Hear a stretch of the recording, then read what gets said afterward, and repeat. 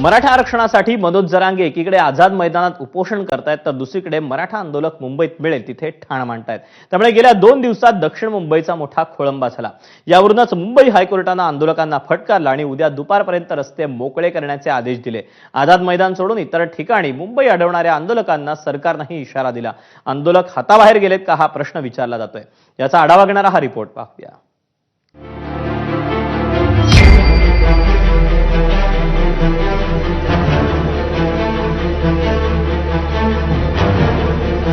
उद्या दुपारपर्यंत मुंबईचे रस्ते मोकळे करा। आंदोलकांनी ऐकलं नाही तर सरकार कारवाईला मोकळं। आझाद मैदानातल्या आंदोलकांना जेवण आणि औषध पुरवा असे महत्त्वाचे आदेश हायकोर्टाने आंदोलक आणि सरकार या दोघांनाही दिलेत। जी काही परवानगी होती ती परवानगी काही अटी शर्तींचा होती, त्याचं उल्लंघन झालेलं आहे आणि विशेषतः रस्त्यावर जे काही गोष्टी चाललेल्या आहेत त्या संदर्भात कोर्टाने प्रचंड नाराजी व्यक्त केलेली आहे आणि काही निर्देश हे दिलेले आहेत। जे काही कोर्टाचे निर्देश आहेत ते पालन करणं हे प्रशासनाला क्रमप्राप्त आहे। प्रशासन कोर्टाच्या निर्देशाचं उचित पालन करेल। जरांगेंच्या आंदोलनाविरोधातल्या 2 याचिकांवर हायकोर्टात सुनावणी झाली। त्यावेळी आंदोलन हाताबाहेर गेलंय अशा शब्दात कोर्टानं फटकारलं आणि राज्य सरकारलाही कानपिचक्या दिल्या। राज्य सरकारच्या वतीनं महाधिवक्त्यांनी आंदोलकांवर गंभीर आरोप केले।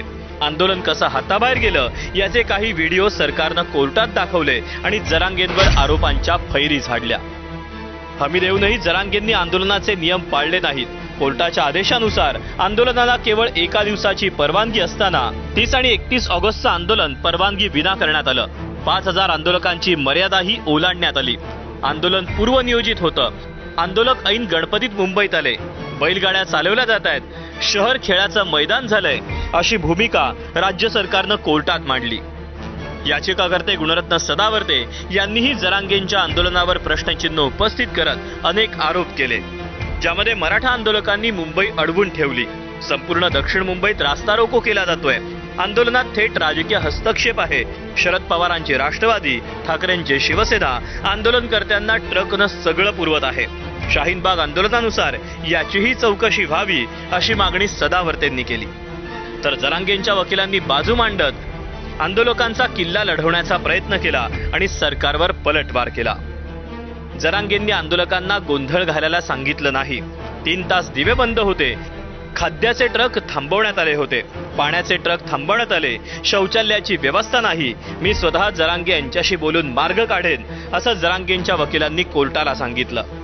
सरकारने जर दादांच्या मागण्या मान्य केल्या असत्या तर ही वेळ आमरण उपोषणाची किंवा याची वेळ इथे दादांवर आणि सरकारवर देखील आणि किंबहुना या गणेश उत्सवाच्या दृष्टिकोनातून कोणावरही आली नसती। इथल्या स्थानिक लोकांना सुद्धा त्याचा त्रास झाला नसता। हीच दादांची, सर्व मराठ्यांची, सर्व मराठा सेवकांची ही मनापासूनची इच्छा होती। परंतु सरकारने स्वतःहून वेळ घेऊन इथून मागे लेखी तिथे आश्वासन देऊन कोणतंही काम त्यांच्या वेळेत आणि दिलेल्या विहित मुदतीत पूर्ण केलं नाही याची कल्पना आहे। हायकोर्टानं आंदोलन हाताबाहेर चालल्याचं मत व्यक्त केलं।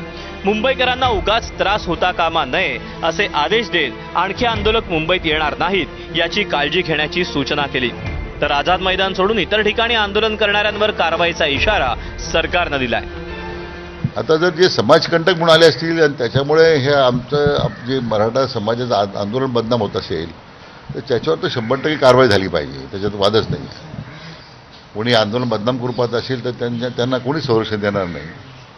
मग मी कालही आणि आजही जरांगे पाटलांना मी आवाहन केलेलं आहे की ज्या लोकांना आंदोलनाला पाठिंबा द्यायचा आहे त्यांनी आझाद मैदानावरच फक्त बसावं। अन्यत्र कोणी गेलं तर ते ह्या आमच्या आंदोलनामध्ये आमचे आंदोलनकर नाही आहेत, त्या आंदोलनात सहभागी झालेले हे कार्यकर्ते नाही आहेत असं स्पष्ट समजण्यात यावं। दरम्यान या प्रकरणी उद्या दुपारी 3 वाजता पुन्हा सुनावणी होणार आहे। सरकारनं आदेशांचं पालन केलं की नाही याची छाननी कोर्टात होणार आहे। ऐन गणेशोत्सवात मुंबई छावणीच्या स्वरूपात बदललेली असताना या आदेशामुळे काय परिस्थिती निर्माण होते याकडे आता सगळ्यांचं लक्ष लागलंय।